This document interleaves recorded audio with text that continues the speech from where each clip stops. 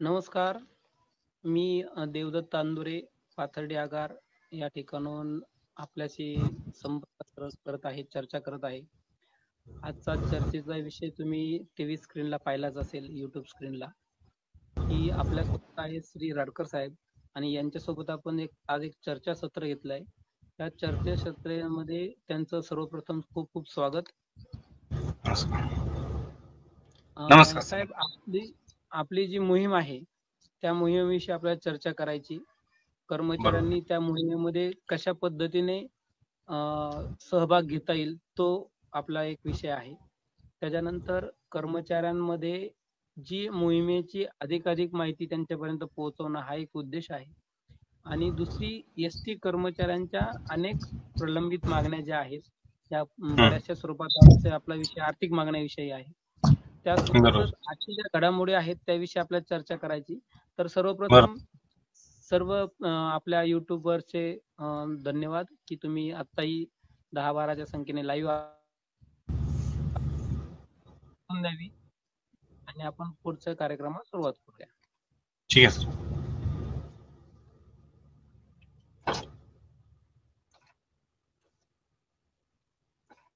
सर्व करून द्या आपली. सर्वप्रथम आज जी काही लाईव्हला उपस्थित असलेले माझे एसटीचे सर्व कर्मचारी मित्रांनो, मी कृष्णा राडकर पाटील, परभणी आगार. माझं मूळ गाव हे परळ येथे. मित्रांनो, मागच्या 20 वर्षापासून मी सामाजिक व राजकीय क्षेत्रामध्ये सर्वसामान्य कुटुंबातील सर्वसामान्य नागरिकांसोबत काम करत होतो. मित्रांनो, मी एसटीत लागल्यापासून एसटीच्या सर्वसामान्य जे काही कर्मचारी त्यांच्यासोबत सुद्धा आगार लेवलवर असेल, विभाग लेवलवर असेल काम केलेलं आहे. मी मागच्या काळामध्ये आपल्याला सर्वांना सांगतो किंवा एसटी कामगार संघटनेचा जोपर्यंत सदावर्ते साहेब असतील, पडळकर साहेब आणि सदाभाऊ साहेब होत किंवा संभाजीनगरचे जे नेते होते त्यांच्यासोबत जे काही संप झाला तोपर्यंत मी संघटनेमध्ये काम केलं.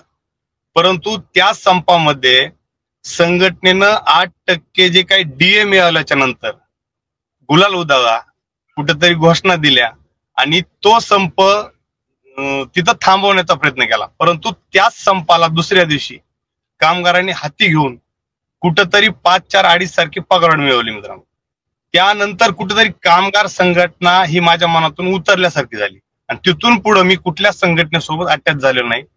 फक्त आणि फक्त कामगारासाठी काम करायचं म्हणलं तर संघटनाच असावी असं काही नाहीये मित्रांनो. म्हणून येणाऱ्या काळामध्ये आता मागचे 2 वर्ष काय झालं, कसं झालं, 2021 पासून आज 2024 पर्यंत सर्वांना माहिती.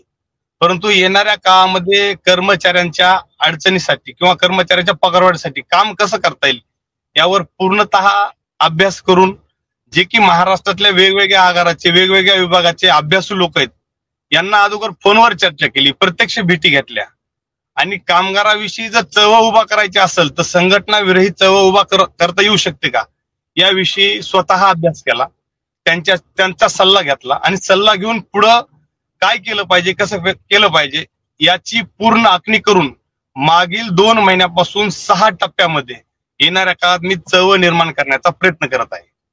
त्या 6 टप्प्यात पहिल्या टप्प्यामध्ये मी सोशल मीडियाच्या माध्यमातून एसटीतील 87,000 कर्मचाऱ्यापैकी 75,000 कर्मचाऱ्यापर्यंत पोहोचण्याचा माझा प्रयत्न होता आणि मी जवळजवळ 50 ते 60% म्हणजे 50,000 कर्मचाऱ्यापर्यंत आज महाराष्ट्रातल्या पोहोचलेलो आहे.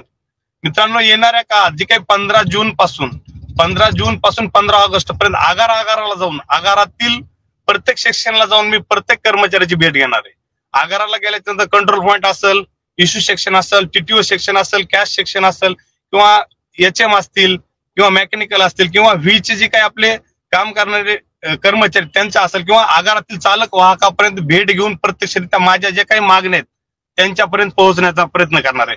मित्रांनो, इतके दिवस मी सोशल मीडियाच्या माध्यमातून व्हॉट्सअप असेल, युट्यूब असेल या सर्व माध्यमातून पोहोचण्याचा प्रयत्न केला. परंतु आगाराला भेटी द्यायला जात असताना कुठंतरी आगारातील स्टाफ रूमला किंवा कंट्रोल पॉइंटला किंवा जिथं कर्मचारी बसतात अशा ठिकाणी चिटकवण्यासाठी मी 10,000 कलर पोस्टर छापलेले आहेत आणि जर कर्मचाऱ्याची भेट झाली तर त्यांच्या हातात देण्यासाठी हँडबिल म्हणून 25,000 ब्लॅक अँड व्हाईट पोस्टर छापलेले आहेत. आणि एसटीला आपले जे काही स्टिकर टाईप जे पोस्टर असतील असे 5,000 स्टिकर टाईप पोस्टर छापलेले हे वेगवेगळ्या माध्यमातून कर्मचाऱ्यापर्यंत पोहोचण्याचा मी प्रयत्न करणार आहे. आता मी 16 मागण्या जे काही मांडलेल्या आहेत त्या माझ्या विचारानं किंवा माझ्या महाराष्ट्रातील माझ्यासोबत जे काही सहकारी काम करत आहेत या सहकाऱ्यांच्या विचारानं मांडलेल्या आहेत. मी वेगवेगळ्या अभ्यासू लोकांचं मार्गदर्शन घेऊन कोणती गोष्ट योग्य राहील, काय मांडलं तर कर्मचाऱ्याला फायदा होईल या गोष्टीचा विचार करून मांडलेल्या मागण्या आहेत. या मागण्या फायनल नाहीयेत. मी अजून महाराष्ट्रामध्ये जर दौरा केला आणि त्याच्यात कमी अधिक कर्मचाऱ्यांनी मला सल्ला दिला, आता काही मागण्या अजून समोर येतात. 2009च्या बॅचच्या बाबतीत काही मागणी पुढे आली या किंवा ऑफिसचे जे काही लिपिक आहेत आणि आगाराचे जे काही लिपिक कर्मचारी आहेत यांना वेगवेगळ्या म्हणजे कॅलेंडरवर लाल सुट्टी असते, त्या लाल सुट्टीला ऑफिसच्या कर्मचाऱ्यांना सुट्टी दिली जाते आणि आगारातील कर्मचाऱ्यांना सुट्टी दिली जात नाही. फक्त काही आगारामध्ये 200 रुपये भत्ता दिला जातो, काही आगारामध्ये भत्ता सुद्धा दिला जात नाही. त्या कर्मचाऱ्यांची काही मागणी आहे. काही मेकॅनिकल फील्ड मध्ये काम करणारे जे काही कर्मचारी त्यांची वेगवेगळी अशा वेगवेगळ्या मागण्या जर पुढे आल्या तर येणाऱ्या काळात त्या सुद्धा मागण्या ऍड करून अंतिम ज्यावेळेस निवेदन द्यायचंय त्या निवेदनामध्ये त्या मागण्या घेणार. हे दुसऱ्या टप्प्यातलं नियोजन आहे. हे दुसरा टप्पा पूर्ण झाल्यानंतर आगाराला परत मी तिसऱ्या टप्प्यामध्ये मिटिंग घेणार आहे. कधी जर शक्य झालं 2 आगार एकत्र येऊ शकतात, 2 आगाराला एकत्र, काही वेळेस तर एका डिव्हिजन मध्ये 3 आगार एकत्र येऊ शकतात, 3 आगार, पण शक्य होईल तेवढ्या स्पीडनं पुन्हा मिटिंग घेणार आहे. आणि ह्या मिटिंग आणि मागच्या भेटीगाठी आणि सोशल मीडियावरचं जे काही केलेलं काम आहे त्या सर्व कामातून माझ्यासोबत किती लोक जुटतात, किती लोक अटॅच होतात, या सर्व गोष्टीचं अहवाल तयार करून मला पूर्णतः अनुभव आल्याच्या नंतर, मला पूर्णतः विश्वास आल्याच्या नंतर मी 4थ्या टप्प्यामध्ये महाराष्ट्रामध्ये 4 मेळावे घेणार. एक पश्चिम महाराष्ट्रामध्ये, एक मराठवाड्यामध्ये, एक नाशिक साईडला आणि एक विदर्भामध्ये वर्ध्याला. या 4ही मेळाव्याला आज सरकारमधील जे काही कॅबिनेट दर्जाचे मंत्री त्या कॅबिनेट दर्जाच्या मंत्र्याला बोलवून ज्या त्या भागातील, म्हणजे आता पश्चिम महाराष्ट्रात जर मेळावा घ्यायचं ठरवलं तर उदय सामंत असतील किंवा शंभूराज देसाई असतील यांना मी त्या मेळाव्याला बोलवणार आहे आणि त्या मेळाव्याला बोलून त्या ठिकाणी जे काही कर्मचाऱ्याच्या व्यथा आहेत ते त्यांच्या समोर मांडण्याचा प्रयत्न करणार आहे. नाशिक साईडला जर मेळावा घ्यायचा झाला तर गिरीश महाजन असतील किंवा भुजबळ साहेब असतील यांना बोलून त्यांच्या समोर माझ्या कर्मचाऱ्यांच्या जे काही अडचणी ह्या मांडण्याचा मी प्रयत्न करणार. असे वेगवेगळे महाराष्ट्रामध्ये 4 मेळावे आहेत. हे माझं जे नियोजन आहे ते प्रत्येक कर्मचाऱ्यापर्यंत पोहोचून प्रत्येक कर्मचाऱ्याला विश्वासात घेऊन, मग ते कुठल्याही संघटनेचा जरी असला त्याला विश्वासात घेण्याचा माझा प्रयत्न आहे. कारण आहे त्या संघटनेत राहा, आहे त्या संघटनेतच काम करा, परंतु पगारवाढीच्या मुद्द्यावर कुठेतरी एकत्रित या. आणि ही काळाची गरज आहे. येणाऱ्या आपण आता एक मुद्द्यावर चर्चा करण्याची गरज वाटते की आता तुम्ही बरेच मुद्दे त्यामध्ये ऍड केलेत. तर आपण पहिला मुद्दा घेऊया वेतनवाढ. ही वेतनवाढ आपल्याला हँडबिल पोस्ट मार्फत किंवा व्हॉट्सअपच्या मार्फत 35% वेतनावर आपण जी मागणी करतोय की ती 35% 2016 कराराच्या माध्यमातून घेतोय का 2024च्या माध्यमातून घेतोय, म्हणजे काय त्याचं गणित कसं आहे ते एकदा सांगा. मागच्या काळामध्ये आपले 2016 ते 20चा करार प्रलंबित आहे आणि 20 ते 24चा सुद्धा करार प्रलंबित आहे. आता मागच्या काळामध्ये विद्युत महामंडळाला राज्य सरकारनं 15% पगारवाढ घोषित केलेली आहे. ती अंमलात आली नाही अजून, परंतु ती घोषित केलेली आहे. तसं जर 2 करार जर आपले गृहीत धरले तर 30-35% जवळ आपल्याला त्यांच्या जर हिशोबानं पगारवाढ दिली तर 35% जवळ जाऊ शकते. आणि आपले जे नवीन कर्मचारी यांचं बेसिक जर गृहीत धरलं तर 17,200 पासून त्यांचं बेसिक सुरुवात होतं. आज त्यांना जर त्यांची जर पगारवाढीचा विचार केला तर 7व्या वेतन आयोगापर्यंत येण्यासाठी जे 2-4 वर्षाची तफावत बघितली, या दृष्टिकोनातून एक सर्वसाम विचार करून 35% पगारवाढ मागितली पाहिजे हा हेतू मी गृहीत धरलेला आहे. आणि याच्यातून आपल्याला जर 7वा वेतन आयोग मिळवायचा असतं तर वेळ कमी, 7व्या वेतनासाठी आपल्या सर्व संघटना एकत्रित आल्या पाहिजेत. आज वेगवेगळ्या विचाराच्या संघटना आहेत, मतभिन्नता आहे संघटनेमध्ये, त्या एकत्रित येऊ शकत नाही. जरी वरून दाखवू शकत असल्या, फोटो सेशन पुरते त्या एकत्र येऊ शकत असल्या, परंतु त्या भविष्यात सुद्धा श्रेयवादासाठी किंवा वेगवेगळ्या गोष्टीसाठी एकत्र येऊ शकत नाही. आणि संघटना जर एकठोक एकत्रित आल्या असत्या मागच्या काळामध्ये आपल्याला 7वा वेतन आयोग मिळू शकला असता. पण सदावर्ते साहेबांनी 2 पाऊल महागारी घेऊन चर्चा करणं अपेक्षित होतं. त्यांनी आपलं त्या संपाच्या काळामध्ये आपल्यासोबत राजकारण केलेलं आहे. त्यांचा बोलविता धनी दुसरा होता आणि त्यांच्या बोलविता धन्याच्या माध्यमातून त्यांनी तो संप चालवलेला आहे. नको त्या गोष्टीमध्ये महाराष्ट्राच्या मुख्यमंत्र्याला बोलणं, नको त्या गोष्टीमध्ये त्या जी काही युती आघाडी होती सरकार चालवलं, मग पवार साहेब त्यांना की आपण ज्या वेळेस संपाच्या दरम्यानच्या काही घडामोडीवर आपलं मत मांडता, त्यावेळेस ते मत ते तुमचं वैयक्तिक मत असू शकतं. पण एखादा एसटी कर्मचारी आहे की त्याच्या मताने ती गोष्ट प्रत्यक्षात काय घडली आहे, म्हणजे ज्या वेळेस आपल्याला एकीकडे सांगितलं गेलं की तुम्हाला वेतन आयोगाच्या बरोबरीने पगारवाढ देण्यात आली अशी घोषणा केली, टीव्हीवर मोठी प्रमाणात ती झळकली सुद्धा. मात्र आता माझा जर वैयक्तिक विचार केला तर माझं जॉईनिंग होऊन 12 वर्ष होऊन गेलेले आहेत पूर्ण. तर माझं आज 18,580 रुपये बेसिक आहे. तर मग मला वेतन आयोग कसा मिळाला? 10 वर्षाची सेवा आणि नवीन जॉईनिंग झालेला मुलगा, त्याच्यामध्ये फक्त 1100-1200 रुपयाचा फरक आहे सर. तर आता सर मला काय ही जी परिस्थिती असते, सांगणं एक, प्रत्यक्षात घडणं एक, आणि बोलण्याची जी काय त्यांची ती पद्धत आहे, राजकीय पद्धत, त्याच्यामध्ये एसटी कर्मचारी पूर्णतः गुरफटला जातो. आणि आपलं वैयक्तिक मत जे आपण सांगितलं जातं त्या मताला फाटे खूप मोठ्या प्रमाणात फुटतात. तर माझं एक विनंती आहे की आपल्याला इथून पुढे काय करायचं याच्यावर जास्त आपली चर्चा झाली. मी पण तेच म्हणतो, मागच्या काळात सदावर्ते साहेबांना काय केलं किंवा ताटे साहेबांना काय केलं किंवा अजून कुणी काय केलं या गोष्टीवर चर्चा न करता येणाऱ्या काळात सर्व संघटनांनी संघटनेचे जोडे बाजूला ठेवून किंवा संघटनेचे जे आगार लेवलवरचे, विभाग लेवलचे जे काही पदाधिकारी यांनी आपापले संघटनेचे विचार बाजूला ठेवून पगारवाढीच्या मुद्द्यावर एकत्र येणं गरजेचं आहे. कुठंतरी आता फक्त 3 महिने बाकी एसटी कर्मचाऱ्याच्या हातामध्ये, आणि या 3 महिन्यामध्ये एसटी कर्मचारी जर एकत्रित आला तर काहीतरी पगारवाढ होऊ शकते. नाहीतर ह्यानं ह्याचे पाय ओढणं, त्यानं त्याचे पाय ओढणं असं जर केलं तर काहीच होणार नाही. आपण मागच्या 2 महिन्यापासून तयारी चालू केल्याच्या नंतर कुठंतरी महाराष्ट्रातील ज्या संघटना निराश भूमिकेतून वागत होत्या ह्या कुठंतरी जाग्या झाल्यात. आता काहीतरी पडळकर साहेबांनी मेळावा घेतला किंवा शिंदे साहेब जाग्या झाल्यासारखं करायला लागले, तर हे कुठेतरी जागृत झालेत. आपण चळवळ निर्माण केल्याच्या नंतर कुठेतरी वेगवेगळ्या संघटना जाग्या झाल्या, हे चांगले आहे. परंतु एका संघटनेच्या नेतृत्वाखाली येण्यापेक्षा कुठेतरी वेगवेगळ्या संघटना एकत्रित येऊन लढणं गरजेचं आहे आता. कारण मान्य कृती समितीचा आपण एक अनुभव घेतलेला आहे मागच्या काळामध्ये, तशी कृती समिती व्हावी असं तुमचं पुन्हा एकदा मत आहे का? कृती समिती म्हणल्याच्या नंतर सरकार वेगवेगळ्या संघटनेच्या पुढाऱ्यांना फोडतं. त्याच्यामधून 12 जण कृती समिती असले, 4 जण पहिल्या टप्प्यात बाजूला काढतं, अजून 4-8 रोजानंतर दुसऱ्या टप्प्यात 4 जण बाजूला काढतात. त्याच्यामुळे नेतृत्व करायचं असेल, कोणावर तरी विश्वास ठेवून ठामपणे एकाच व्यक्तीला पुढं करावं लागेल. कारण एक व्यक्ती निर्णय घेऊ शकते. जर तुम्ही 10-12 व्यक्ती जर कृती समिती केली, त्याच्यात वेगवेगळ्या विचाराचे लोक असतात, वेगवेगळ्या श्रेयासाठी झटणारे लोक असतात. आपल्याला कसं श्रेय मिळेल, आपल्याला कसं श्रेयासाठी मेहनत करण्यासाठी कुणी नाही साहेब.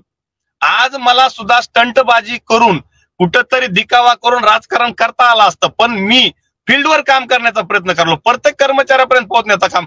काही वेळेस मी सोशल मीडियावर काम करत असताना मला निगेटिव्ह अनुभव येलेत, परंतु त्या गोष्टीला दुर्लक्ष करून मी प्रत्येक कर्मचाऱ्यापर्यंत पोहोचण्याचं का काम करलो, कारण प्रत्येक कर्मचाऱ्याच्या मनात काय, मी 75,000पैकी 50 ते 60,000 कर्मचाऱ्यापर्यंत पोहोचलोय साहेब.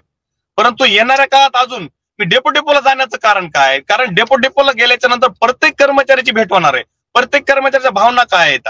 आणि तुम्हाला एक सांगतो साहेब, मी ह्या त्या संघटनेवर टीका करत नाही. मागच्या काळात संघटना जर ताकदवान असत्या, ठोसपणे कर्मचाऱ्याच्या बाजूने असत्या, पगारवाढीचा विषय स्वरा साहेब, आज महाराष्ट्रातील अनेक आगारामध्ये संडास बाथरूमला जायला वेळेवर पाणी नाहीये.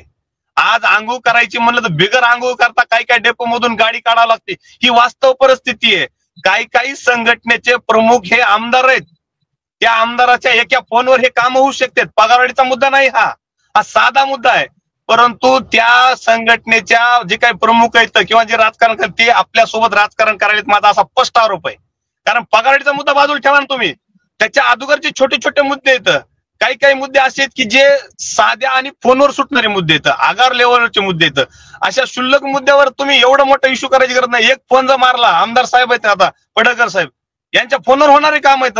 अनेक आगाराला मी महाराष्ट्रातून आज 50 ते 60 आगाराची यादी देऊ शकतो की तिथं सकाळी निघणाऱ्या शेड्यूलच्या कर्मचाऱ्यांना आंघोळीला पाणी नसतं. देवाच्या दर्शनाला बाऱ्या कमी असतात, पण बाथरूमला बारी असते आपल्या पुण्यासारख्या ठिकाणी. शोकांतिक आहे. तो अनुभव मी घेतो.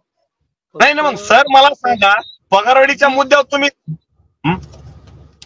जी चर्चा चालू आहे त्याच्यामध्ये आपण पहिला मुद्दा घेतला होता पगारवाढ. पगारवाढ जी आपण 35% मागतोय की 2016-20 चा करार आणि आणि वीस त्यानंतर 21. 20-23 चा करार, त्या दोन्ही कराराच्या मुदत पूर्णतः संपलेली आहे.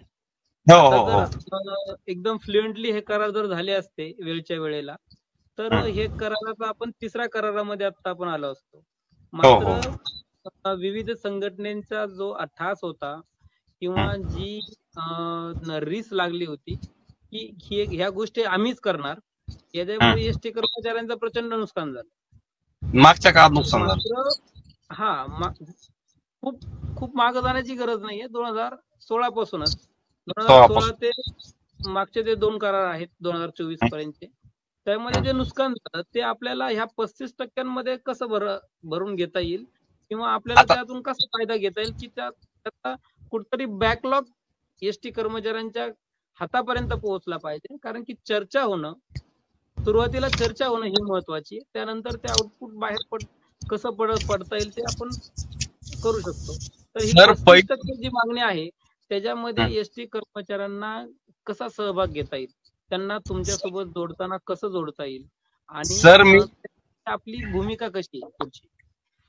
सर मी पहिल्यांदा एक सांगतो, माझं जे राडकर सरकार युट्यूब चॅनल त्याच्यावर माझे 20 व्हिडिओ आहेत, वेगवेगळे व्हिडिओ आहेत. ते 35% माध्यमातून एक तर नवीन लागलेल्या कर्मचाऱ्याला कसा फायदा होईल, ज्याची 10 वर्ष सर्व्हिस झाली त्याला कसा फायदा होईल, ज्याची 20 वर्ष सर्व्हिस झाली त्याला कसा फायदा होईल, किंवा ज्याची 20 वर्षापेक्षा जास्त सर्व्हिस झाली त्याला कसा फायदा होईल. कारण 35% म्हणल्याच्या नंतर ज्याचं जसं बेसिक आहे, कोणाचं बेसिक 20,000 असेल त्याला 20,000च्या बेसिक प्रमाणे फायदा होणार आहे, कोणाचं बेसिक 25,000 असेल त्याचा 25,000 प्रमाणे फायदा होणार आहे, कोणाचा 30 असेल त्याला 30,000 प्रमाणे फायदा.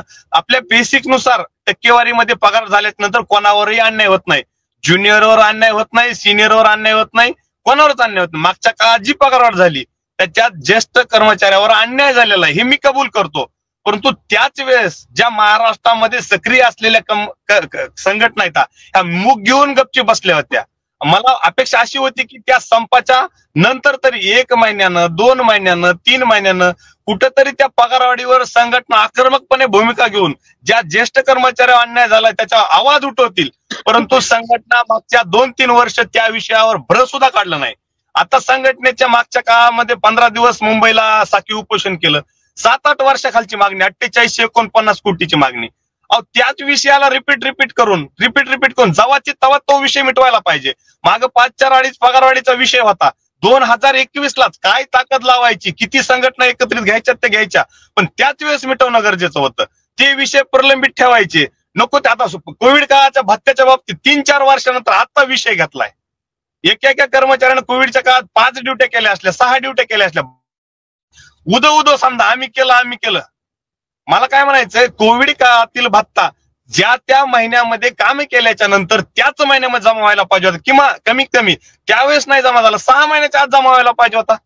परंतु प्रत्येक गोष्ट 5-6 वर्षानं 4-5 वर्षानं कर्मचाऱ्याच्या पदरात पाडल्यानंतर कर्मचारी देश धडीला लागतील नाही तर काय होतील. अगदी बरोबर आहे. आपल्याला वेळ तोच मुद्दा आहे आपला की विधानसभेत आधी आपल्याला जी वेतनवाढ हवी आहे किंवा जी गोष्ट आपण मागतोय की विधानसभेच्या आधी ह्या गोष्टी होणं गरजेचं आहे, जेणेकरून आपण जो टायमिंग शॉट आपण त्याला म्हणतो क्रिकेटमध्ये, तो टायमिंग शॉट बसणं गरजेचं आहे. आता एसटी कर्मचाऱ्यांसाठी प्रचंड टायमिंग महत्वाचं आहे की लोकसभेला एक चांगला नॅरेटिव्ह तयार झाला आणि त्या ठिकाणी आजही असं म्हटलं जातंय की जे सध्याचं सरकार आहे ते एसटी कर्मचाऱ्यांच्या बाजूचं आहे आणि एसटी कर्मचाऱ्यांना काहीतरी देईल जेणेकरून त्यांचं आयुष्य आर्थिकदृष्ट्या ते संपन्नतेच्या दिशेने जाईल.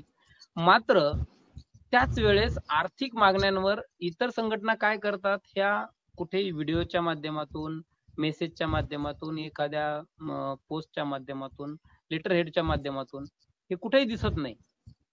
एवढा जो निष्क्रियपणा आहे, तर त्या गोष्टीला आपल्याला टॅकल करण्यासाठी जो 35%चा आपण एक नवीन अजेंडा पुढे आणलाय की जास्तीत जास्त लोकांपर्यंत पोहोचायचंय.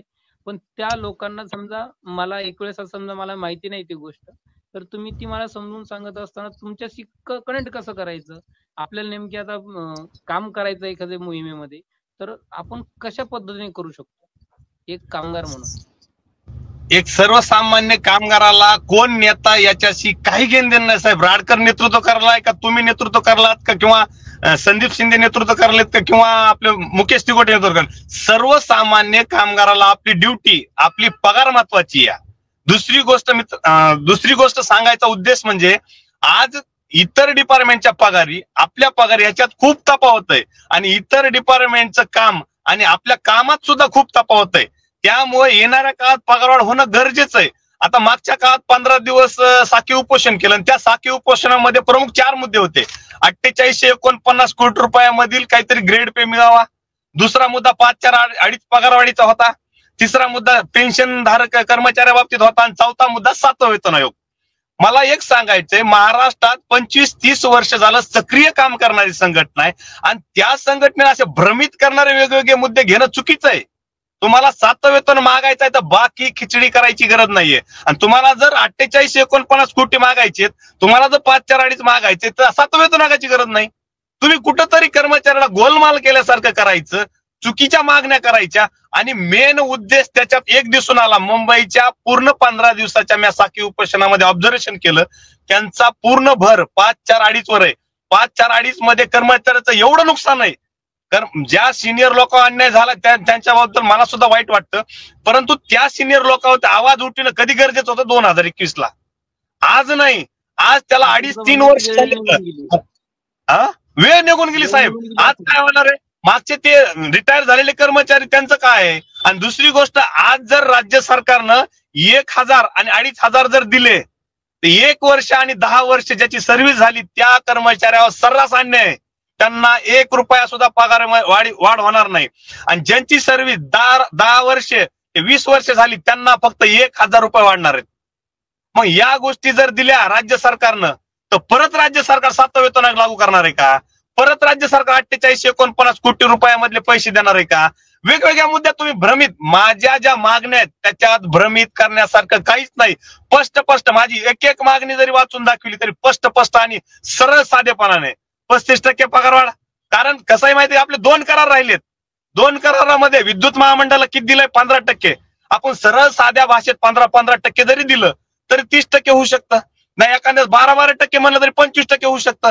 दुसरी माझी प्रमुख मागणी, आपण 2016 ते 2021 आपल्या राज्य सरकारच्या कर्मचाऱ्याला 3% इन्क्रीमेंट देत होते.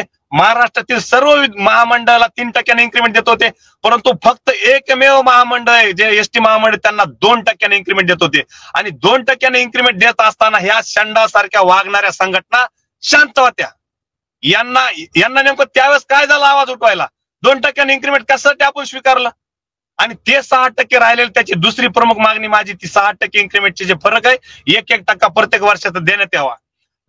तिसरी गोष्ट म्हणजे मित्रांनो, मला एक सांगायचं, आपण बाहेर गावी मुक्कामा गेल्याच्या नंतर 35 घंटे एक्सप्रेसला वेळ, घर सोडल्याच्या नंतर वेळ लागतो. 35 घंट्यामध्ये आपल्याला किमान 2 वेळेस तरी जेवण करावं लागेल, आणि दर दिवसाला 2 वेळेस चहा प्याला, तर 100 रुपयामध्ये शक्य नाहीये. आपण आपल्या कामासाठी बाहेर जाणार, प्रशासनाच्या कामासाठी बाहेर चाललो, त्यामुळे जे आपल्याला खर्च लागणार आहे ते प्रशासनानं दिला पाहिजे. एक्सप्रेसला 200 रुपये भत्ता असला पाहिजे. झालं तर ज्यावेळेस 2.55 रुपये आपला तिकिटाचा फेर होता त्यावेळेस 15 पैसेच किलोमीटर दिलं जात होतं. आज 9 रुपये 90 पैसे जवळजवळ फेर गेलाय माझा असा अंदाज आहे, तरी 15 पैसे दिले जातं. त्या किलोमीटरचे पैसे वाढवून घेण्यासाठी कधी संघटनेनं बोलली नाही किंवा कधी आवाज उठवला नाही.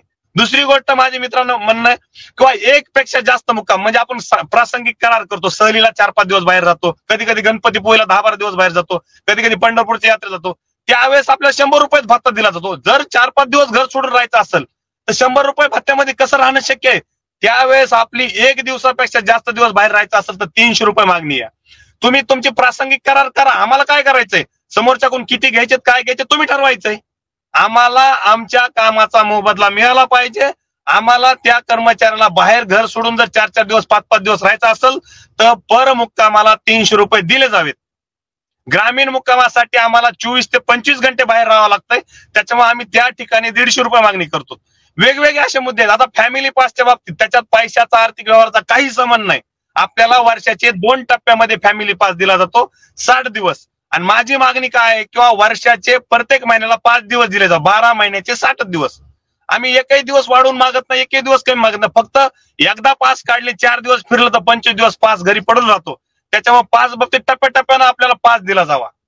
ह्या गोष्टी साध्या साध्या गोष्टीत, परंतु आजपर्यंत संघटनेनं अशी ठोसपणे मागणी केलेली नाहीये.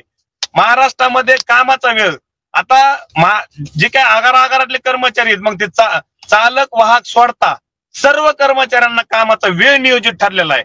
कामावर येण्याचा वेळ नियोजित आहे, जाण्याचा वेळ नियोजित आहे, परंतु एसटीतील चालक वाहकांना कामावर येण्याचा वेळ नियोजित आहे, जाण्याचा वेळ नियोजित नाहीये.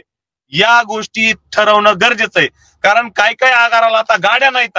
एसटी कर्मचारी ड्युटीच्या वेळेला डेपोत येऊन थांबतो, परंतु 4-4, 5-5 घंटे, 6-6 घंटे गाडी नाही मिळाली तरी आगार प्रमुख टीआय, एटीआय किंवा एटीआय जाणून बुजून त्या कर्मचाऱ्याची मानसिकता खराब करून किलोमीटर पूर्ण करण्यासाठी दबाव आणतो. नाही किलोमीटर पूर्ण केले तर सर्वसामान्य कामगाराला तोंड देणं होत नाही, बोलणं होत नाही. तो कर्मचारी नाईलाज असतो, किलोमीटर पूर्ण करतो. ही वास्तव परिस्थिती. अशा साध्या साध्या गोष्टीवर सुद्धा संघटना कुठे बोलत नाहीयेत. आज स्टाफ रूमची काय परिस्थिती आहे?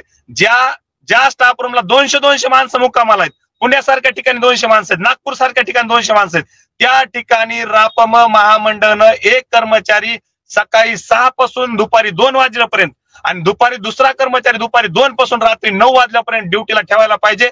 तिथली झाडझुड असेल, तिथली स्वच्छता असेल, तिथला पाण्याची सोय असेल. 200 माणसं स्टाफ रूमला असून जनावराच्या गोट्यासारखं एकदा माणूस येतोय, झाडून जातोय, पुन्हा त्या कर्मचाऱ्याकडे बघायचं नाही. म्हणजे कर्मचाऱ्याच्या जीवाचं काही घेणं नाही का? आणि या साध्या मुद्द्यावर सुद्धा संघटना बोलत नाहीयेत. आता संघटनांचा जर विषय निघला की त्यामध्ये सर्व संघटना येतात. पहिली गोष्ट, मी कोणाच एका संघटनेवर टीका आहे फक्त नाही, माझं म्हणणं असं आहे की आपण एकावर टीका करायची नाही, मान्य आहे, पण ज्या वेळेस आम्ही महत्वाची भूमिका मांडतो, आजपर्यंत आम्ही करार करतो, आजपर्यंत आम्ही केल्याशिवाय काही होऊ शकत नाही.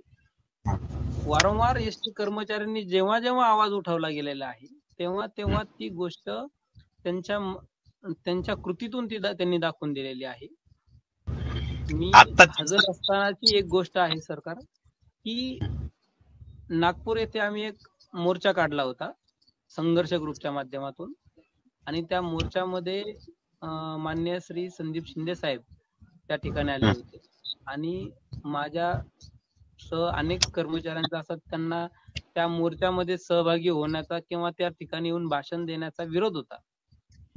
तो विरोध यासाठीच होता की हे लोक हे फक्त आश्वासनं देतात, आलेली गर्दी कशी कॅच करायची, त्याचा राजकीय फायदा कसा घ्यायचा याकडे लक्ष देतात.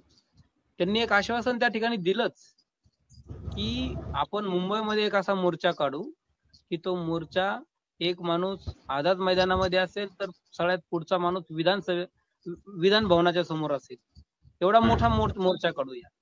त्या गोष्टीला आज 7 वर्ष झाले साहेब. ही क्लिप व्हॉट्सअपवर होते.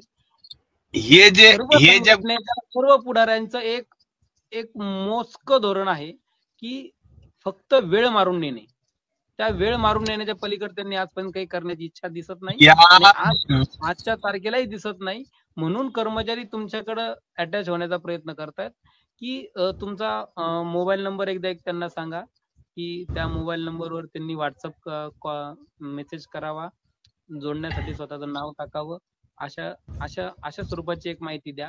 त्यासोबतच त्यांना जे आपल्या नाही का पॉम्पलेट असतील किंवा ती माहिती असेल पीडीएफच्या स्वरूपात, फोटोच्या स्वरूपात आपण जी काही मोहीम राबवतोय त्याचे अपडेट करण्यासाठी ती कशी त्यांच्यापर्यंत पोहोचेल. वेगवेगळे व्हॉट्सअप ग्रुप आहेत, फेसबुक आहे, युट्यूब आहे, याच्या माध्यमातून असेल ती एक माहिती सांगा. आणि सर हा सांगा, बोला सर. तुम्ही जे म्हणला नागपूरच्या मोर्चामध्ये संदीप भाऊन असं आश्वासन दिलं, संदीप भाऊ असतील किंवा अजून कोणी असेल, हे जे नेते आहेत हे फक्त कर्मचाऱ्यासोबत राजकारण करत आलेत, त्याच्यामुळे कर्मचारी देशदडीला लागलेत.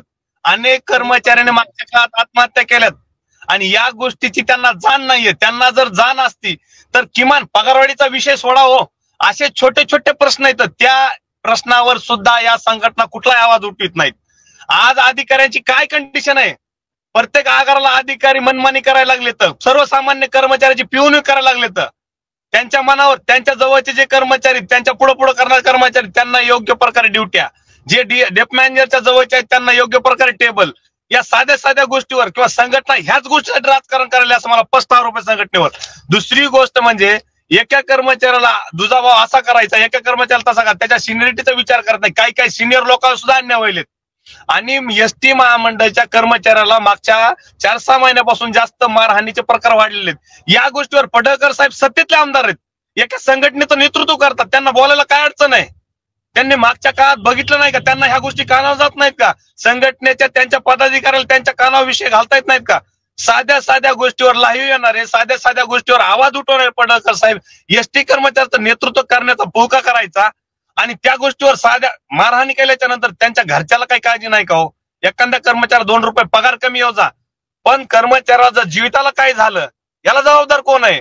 तुमच्या ड्युटीचा पगाराशी काही घेणं नाही, कर्मचारी 2 पैसे कमी येऊ जा, पण रोजपणे काल परवा कळमला घटना झाली, गाडी गळकी, मान्य गाडी गळकी, आगारातून काही कारणास्तव चालकानं नेली असेल, त्याची चूक असेल, परंतु तुम्ही तक्रार करा ना त्या चालकाची, डायरेक्ट तक्रार करा. त्याला डायरेक्ट मारायचा अधिकार कुणी दिला? आणि जरी मारलं तर हे सत्तेतले आमदार आहेत, देवेंद्र फडणवीसच्या जवळचे आमदार आहेत.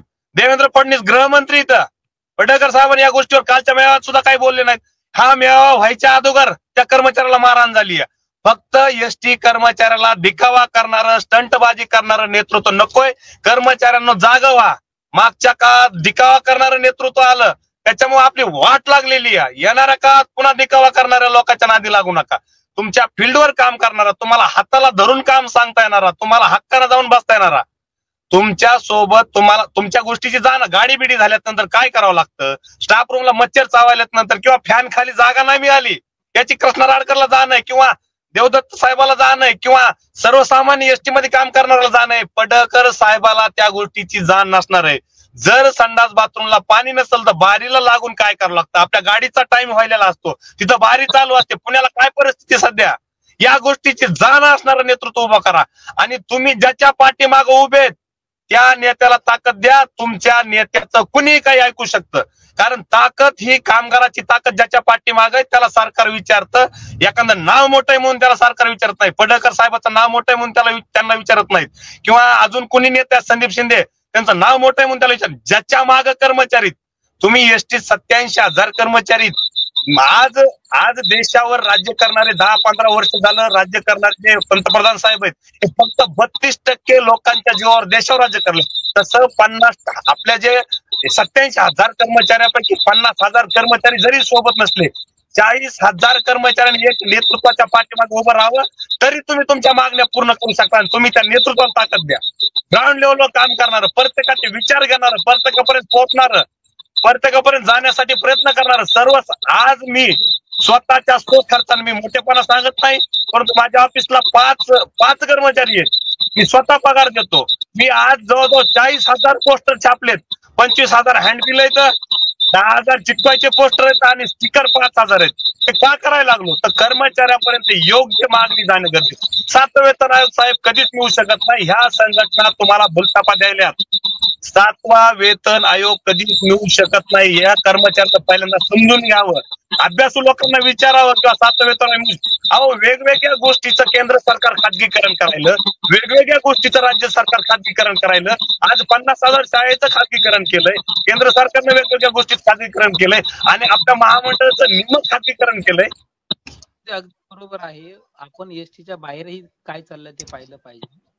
पण वेतन आयोगाचा जो मुद्दा होता तो आला होता विलिनीकरण मागणीचा, आणि विलिनीकरणाची जी मागणी होती त्या मागणीसाठी मीही एक आग्रही कर्मचारी होतो की त्याच्यामध्ये सक्रिय सहभाग होता.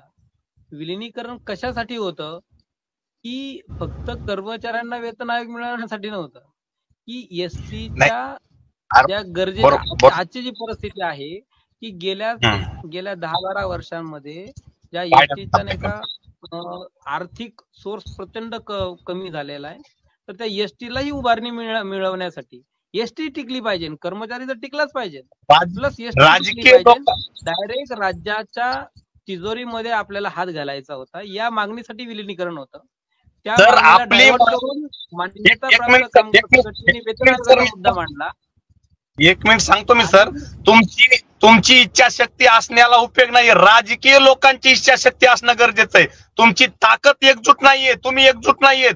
तुम्ही जेव्हा एकजुट येत होता त्यावेळेस तुमच्या मागण्या पूर्ण होत्या. तुम्ही 10,000 लोक ह्या संघटनेमागं, 10,000 लोक त्या संघटनेमागं, 4-4 महिन्याला एक संघटना निघाली. आणि स्पष्ट करतो कर्मचाऱ्यांना, मला कुठली संघटना काढत नाही. आहे त्याच संघटनेत राहा, तुम्ही आहे त्याच संघटनेची पावती पाडा, आहे त्याच संघटनेचं काम करा. फक्त पगारवाढीच्या मुद्द्यावर एकत्रित या, कारण आपण एकत्रित आलो तर पगार वाढवणार आहे. 3च महिने आपल्या हातात आहेत. मागच्या काळात कुणी काय केलं या गोष्टीवर आता टीका टिप्पणी करण्यापेक्षा येणाऱ्या काळात अगोदर सर्वांनी ठरवा. वेतन आयोग मिळत नाही, मी परत सांगतो. अजून आपण अभ्यासू लोकांना विचारा. वेतन आयोग मागं विलिनीकरणामुळे आपण भरकटलं गेलो, आता वेतन आयोगामुळे भरकटलं जाऊ नका. आपल्यापेक्षा जास्तीच्या पगारीत विद्युत महामंडळाच्या ते करार पद्धतीनेच पगार वाढवून घेतात. विद्युत महामंडळाच्या कर्मचाऱ्याला विचारा. आपल्या अधिकाऱ्यांना सुद्धा करार, कर्मचाऱ्यांचा एकही करार प्रलंबित नाहीये, ही गोष्ट लक्षात ठेवली पाहिजे. तीच महत्वाचं आहे. 2 करार तर आता रिसेंट मागचे 2 करार पेंडिंग आहेत. चालू सर करार 2 महिने गेले. सर करार योग्य वेळेला होणं गरजेचं आहे आणि योग्य करार होणं गरजेचं आहे. टक्केवारीमध्ये योग्य होणं गरजेचं आहे. तुम्ही योग्य वेळेला आणि योग्य टक्केवारीमध्ये करार केला, तुमच्या सुद्धा पगारी समाधानकारक होणार आहेत. आपल्या अधिकाऱ्यांना सुद्धा तेच केलंय, करार पद्धतीनेच पगार वाढवून घेतली. त्यामुळं कुठंतरी विचार करा. 3च महिने आपल्या हातात येतात.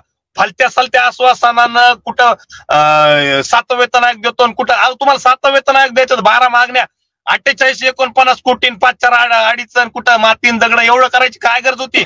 15 आता तुम्ही महिन्याखालीच उपोषण, साखळी उपोषण केलं या, आणि आता पुन्हा त्याला अजून वेगवेगळ्या भूमिका घ्यायला.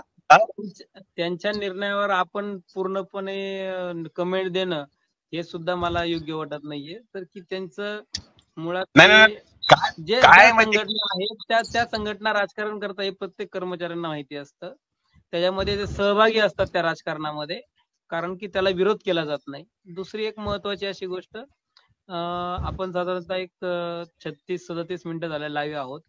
तर आपल्याला एक मुद्दा बाकी राहिलेला होता, की तुम्ही म्हटले की नवीन संघटना मी काढणार नाही. आणि दुसरा एक जो महत्वाचा मुद्दा होता ते विधानसभेच्या आधी, म्हणजे अगदी आपल्या 3 ते 3.5 महिने शिल्लक आहेत. तर त्याच्यामध्ये जास्तीत जास्त जे लोक आहेत त्यांना आपण ज्या वेगवेगळ्या, तुम्ही म्हणता की सर्वांनी एकत्र आलं पाहिजे कर्मचारी म्हणून, मग त्यावेळेस त्या संघटनेचं अस्तित्व इथं तुम्ही जिवंत ठेवतायत. प्लस नवीन मागणीसाठी लोकांना एकत्र या असं म्हणतायत. प्लस वेतन आयोग आणि विलिनीकरण या मुद्दे सोडून द्या असंही तुमचं म्हणणं आहे. मी काय बोला. वेतन आयोग मिळू शकत नाही याच्या बाबतीत अजून माझ्यापेक्षा अभ्यासू लोकांना विचारा. अनेक अभ्यासू लोक एसटी मध्ये किंवा कुठंतरी विद्युत महामंडळाच्या कर्मचाऱ्याकडे बघा, त्यांनी आपला करारच करून घेतला. आतापर्यंत योग्य वेळेला करार करून घेतला आणि योग्य टक्केवारीमध्ये घेतलाय. आपल्या अधिकाऱ्याने सुद्धा करारच करून घेतलाय. मग एकदम सामान्य कर्मचारी आहे आपल्याकडं, की आज व्हॉट्सअपच्या माध्यमातून आपल्याला लक्षात येतंय की विद्युत महामंडळाच्या सर्व संघटना एका टेबलवर येतात, त्यांच्या मागण्या मांडतात आणि त्या मागण्या जास्तीत जास्त कशा मंजूर करून घेता येतील त्याकडे लक्ष देतात. आपल्याकडे जेवढ्या संघटना आहेत त्या प्रत्यक्षात उलट काम करतात हे आपल्याला माहिती आहे, की एकमेकांना सपोर्ट न करता त्या ठिकाणी एकत्रित चर्चेला न बसता एक संघटना त्या ठिकाणी चर्चेला आजपर्यंत बसायची आणि तीच निर्णय घेतले जायचे. त्याच्यामुळे सुद्धा आपण आपली ज्यावेळेस तुलना करतो विद्युत महामंडळासोबत किंवा विद्युत विभागासोबत, त्यावेळेस या गोष्टीची तुलना झाली पाहिजे, या गोष्टीचे सत्यतेकडे आपण लक्ष दिलं पाहिजे. आतापर्यंत हीच गोष्ट आपण करत नाही, की ज्या ठिकाणी त्यांची जर वेतन वाढत आपण पाहिली, त्यांचे वेतन करार पाहिले, त्यांची वेतन करण्याची पद्धत पाहिली, याच्यामध्ये खूप मोठी तफावत आहे. ही तफावतच पाहिली जात नाही, फक्त पगारातली तफावत आपण पाहतो. मग हे कसं मॅनेज करायचं, आपल्याला पुढे जाऊन कसं मॅनेज करायचं? पगारातली तफावत पडत नव्हती ना. आपण जर मागचे करार योग्य केले असते आणि योग्य वेळेला केले असते, हेच करार 2016 ते 20 करार, त्या गोष्टीवर पुढे कसं काम करायचं असं म्हणतोय. आता कर्मचाऱ्यांना काय द्विधा मनस्थिती, काही कर्मचाऱ्यांना काल भंपक आश्वासन दिले वाटतं, काहीतरी काय 7 वेतन आयोग देतो. तुमचं 2.5 वर्ष झालं महाराष्ट्रात सरकार, इतके दिवस का दिलं नाही 7 वेतन आयोग? मागचा करार होता, मागच्या कराराचा आधार घेऊन आतापर्यंत आधार तुम्ही विधानसभेच्या तोंडावर कर्मचाऱ्याचं भांडवल करून स्वतःचा स्वार्थ एकतर विधानसभेची तिकीट मागण्यासाठी किंवा मंत्रिपद मिळवण्यासाठी करू नका. हे सर्वसामान्य कुटुंबातले कर्मचारी यांच्या सोबत राजकारण करणारा माणूस देशोधडीला लागलेला आहे. त्याच्यामुळं मला एक स्पष्ट सांगायचंय कर्मचाऱ्यांना. तुम्ही जे म्हणतात ना एसटी कर्मचाऱ्यांसोबत राजकारण करणारा माणूस देशोधडीला लागलाय, तुम्ही मला एक व्यक्ती दाखवा. साहेब एकही राजकीय नेता आजपर्यंत मला जेवढं नाही का कळतंय की एकही व्यक्ती ज्यांनी एसटी कर्मचाऱ्यांना फसवलेला आहे, राजकीय पद्धती असेल वेगवेगळ्या पद्धतीने, त्यांच्या आर्थिक याच्यामध्ये कुठेही ते गणले गेलेले नाहीत, ते राजकारणामध्ये कुठेही गणले गेलेले नाहीत.